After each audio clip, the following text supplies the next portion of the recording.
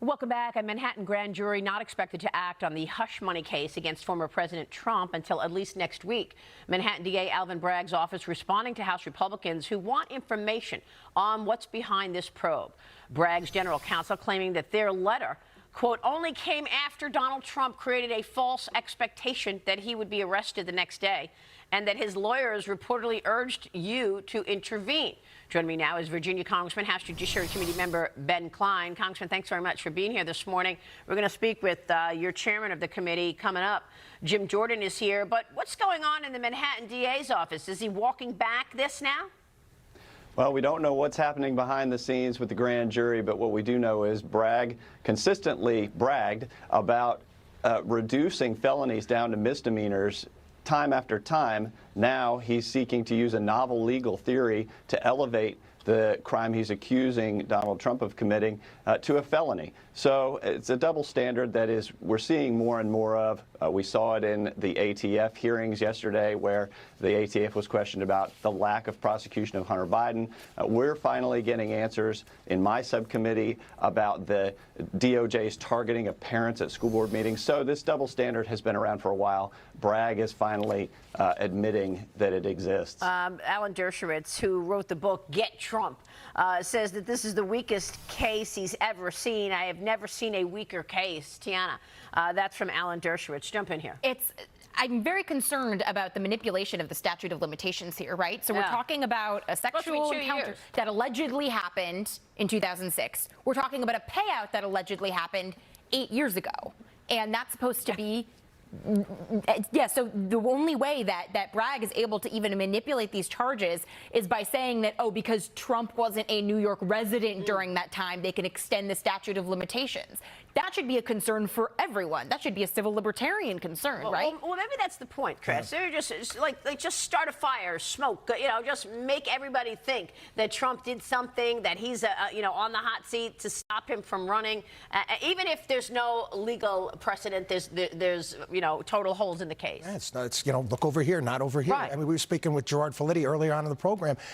It's so ridiculous, and the points that you make are just, you take a look at this case at just how flimsy it is, and you're saying to yourself, who's pulling Alvin Bragg's strings? Who's making the phone calls telling him? Is it George Soros? Who is it? I want to know, because I find it hard to believe that he's actually, wanted to do something like this with such a flimsy case. Congressman, we also had Wisconsin Congressman Tom Tiffany on, and he's asking a gun control activist about Hunter Biden's alleged gun violations during a hearing with the ATF yesterday. I want you to listen to this and talk about this two systems of justice that we have. Hunter Biden and all that influence peddling evidence, he's still walking around, no problem. Watch this. If a person lies on Form 4473 and is a user of unlawful drugs, you can get between 5 to 10 years for that. Is that correct? No, I believe Congress changed the sentence last Congress. What is that sentence now? Up to 15. Up to 15 years. Why hasn't Hunter Biden been prosecuted for the crime that he committed? I'm not aware of the facts of that case and can't comment on it. Okay, who do we talk to see why this case is not being prosecuted? Congressman, what do you think? Who do we talk to get some justice?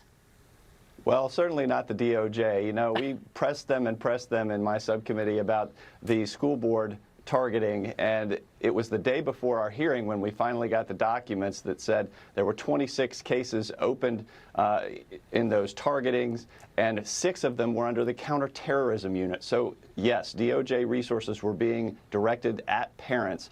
We have that evidence now, but DOJ is playing hide the ball. The Judiciary Committee is going to find it. Tom Tiffany did a great job yesterday, and Jim Jordan is doing a great job as chairman. So you're expected to vote on this Parents' Bill of Rights today, right? Yes, we're going to vote to make sure we have transparency in the process, where parents have rights to see what their kids are being taught and make sure that they're not being indoctrinated, they're being educated in our schools. Yeah, what a novel idea, Tiana. How about that? I mean, if they didn't want parents to know what their kids were learning, they shouldn't have closed the classrooms for over a year in some cases, right? Absolutely. Our governor, back before Governor Youngkin, did a terrible job with the COVID shutdowns. Governor Youngkin actually campaigned on the basis of this Northern Virginia school board issue and won, because parents are fed up and they want justice for their kids and they want transparency in the process so they know what they're being taught. So will that bill pass? I mean, it follows the House Judiciary report that finds there was no legitimate basis for the Biden administration to use law enforcement to target parents at school board meetings in Virginia, Congressman. You're from Virginia. I mean, you're talking about how well Youngkin did on this issue. Absolutely. He won on this issue. Parents are really fed up across the board. And now when you combine that with all these other double standards that you're talking about, Bragg and Hunter Biden and, the 2020 riots, it's pretty ridiculous standard that has infuriated parents and all Americans across the country. You know what gets me, Chris? What gets me is this power grasp and this idea that it doesn't matter whose lives are destroyed. As long as the Democrats hold on to power, they're good with it. I mean, it's just that came through with the Russia hoax. It came through with the Biden laptop, COVID-19, all of this misinformation, just to hold on to their grasp on power. Well, there was a congresswoman, and her name eludes me, from Georgia just the other day. It was like a Freudian slip.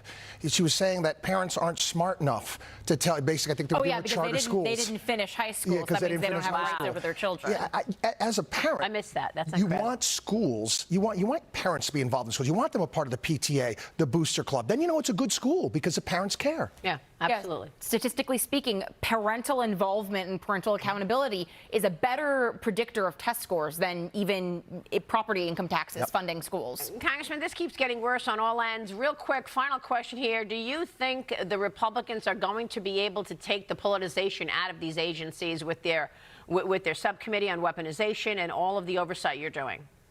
Yeah, what we found is when you shine a light on the activities at DOJ, they run for cover. They tend to stop the persecution of parents, the prosecution of Republicans, and so hopefully we'll continue to shine a light and stop this abuse of the process. By the way, is it Merrick Garland abusing, or is it his number two, Lisa Monaco, or somebody else? Well, there are a lot of folks at DOJ that we need to bring up to Capitol Hill and question about that. Merrick Garland is witness number one. Okay, we'll leave it there, Congressman. Thanks very much. Ben Cline joining us this morning.